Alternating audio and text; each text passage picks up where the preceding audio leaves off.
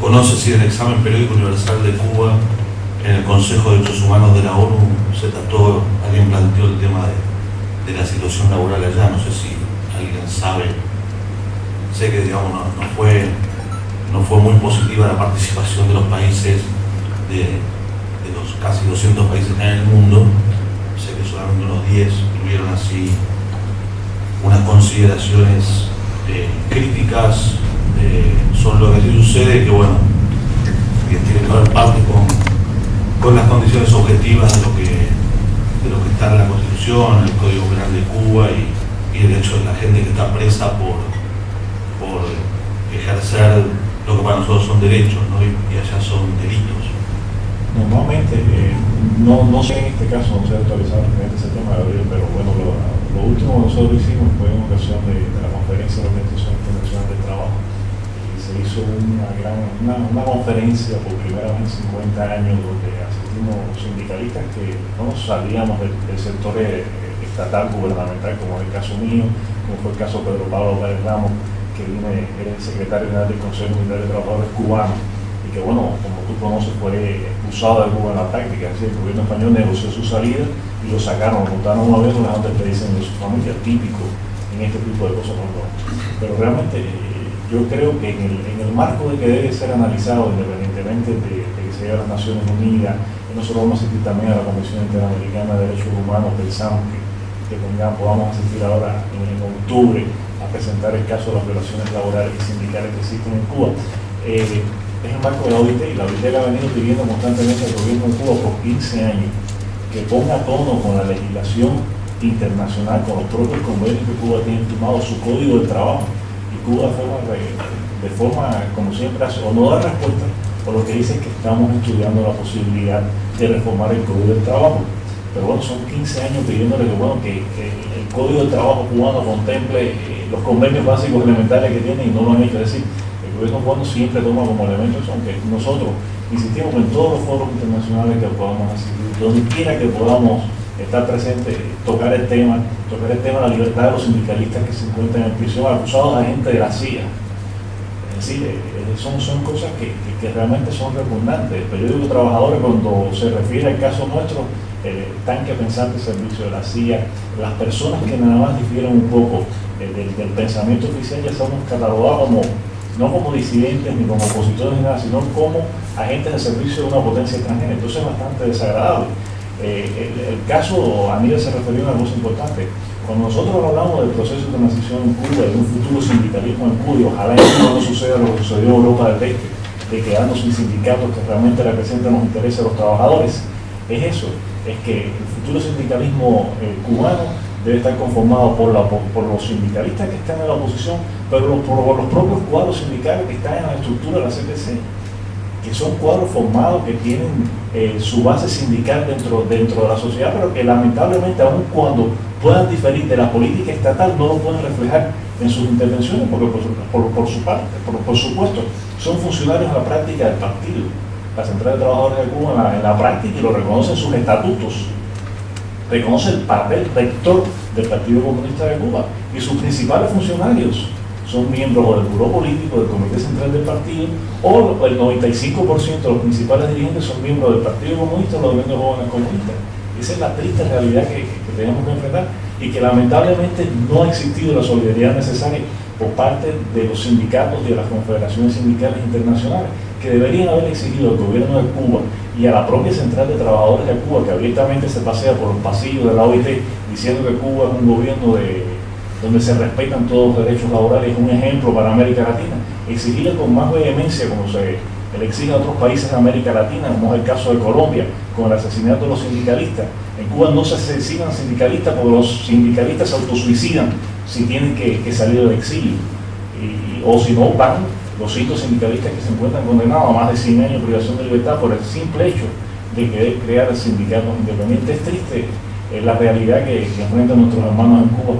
Y lamentablemente no estoy actualizado sobre este tema que tú preguntas, pero puedo averiguarlo y investigarlo. Yo quiero hacer un comentario respecto a eso.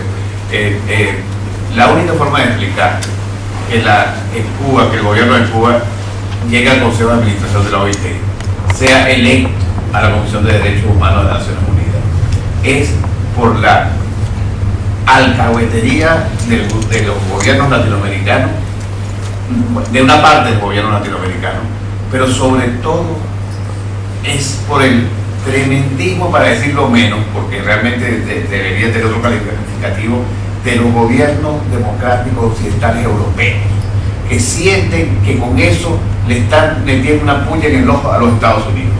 Entonces hay una complicidad, hay una hipocresía, y hay una parte de lo que hablaba, creo que es perfecta. ¿Cuándo va a llegar el día que los presidentes no sean vendedores de las empresas de sus países? Para mí Zapatero es un vendedor de empresas, Moratino sobre todo es un vendedor, son vendedores, son representantes, y esa falta de ética en lo internacional es la única que explica cómo Cuba el gobierno cubano puede actuar tan beligerantemente en los organismos internacionales, en todo el sistema de Naciones Unidas. Ahora, sí, Bueno, dos palabras sobre las relaciones de Cuba con la OIT. En el año 1919, cuando se funda la OIT, en el Tratado de Versalles, en la parte 13 del Tratado de Versalles, se designa una comisión para redactar la constitución de la OIT, que es la misma que está vigente. 8 países fueron encargados de redactar la constitución de la OIT. Y Cuba fue uno de esos 8 países. Los otros 7 de los grandes países. La OIT en realidad es producto de Inglaterra y Francia. Esos fueron los que más actuaron para que se adoptara una constitución, para que se garantizaran los derechos de los trabajadores. Pero ahí en la comisión constitutiva o constituyente estuvo Cuba. La Cuba republicana, que ahora Castro dice su camarilla, que en la neocolonial, la pseudo república, estuvo redactando la constitución de la OIT. ¿Quién fue el delegado? Antonio Sánchez de Bustamante y Silvén, que era un conocido internacionalista y firmó y redactó la constitución de la OIT. Ahora el reverso de la medalla. Cuba ha sido acusada de violar los derechos humanos fundamentales y los convenios ratificados por Cuba, que tenía la obligación de cumplir. Más de 200 infracciones han sido registradas por la OIT.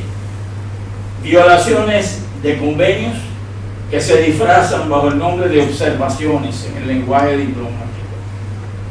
Inclusión a veces de Cuba en la llamada lista negra, aunque no siempre se hace. Y sin embargo, ahí sigue violando la libertad sindical del gobierno de Cuba.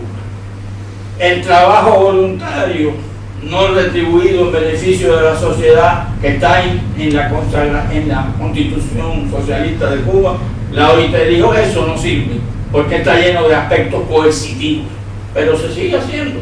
O sea, se condena, pero es igual que si nada. Se hacen observaciones, se manifiestan las violaciones y el gobierno de Cuba sigue impertérrito, ignorando todas esas cosas. ¿Y a qué se debe eso? Pues se debe a que, al revés de la Unión Europea, que es un organismo supranacional, la OIT es un organismo internacional y como tal tiene que respetar la soberanía de los países. Mientras no se reforme la constitución de la OIT en el sentido de ir hacia una forma parecida a la de la Unión Europea, seguirá el mismo cuadro. La OIT declara que eso estuvo en contra de los convenios ratificados, pero el gobierno de Cuba ignora eso. Esa es la triste realidad. Mientras no se pase de una organización internacional a una supranacional, la situación seguirá igual. Yo le voy a dar un miraje a la discusión que están planteando, porque el profesor plantea un tema que en mi país es interesante, y él dice: debe ser la responsabilidad social corporativa de parte de la agenda del movimiento sindical. Lo preguntaba usted, lo señalaba. Nosotros en Colombia no tenemos esa discusión. Y no la tenemos porque tenemos problemas mucho más primarios. para resolver.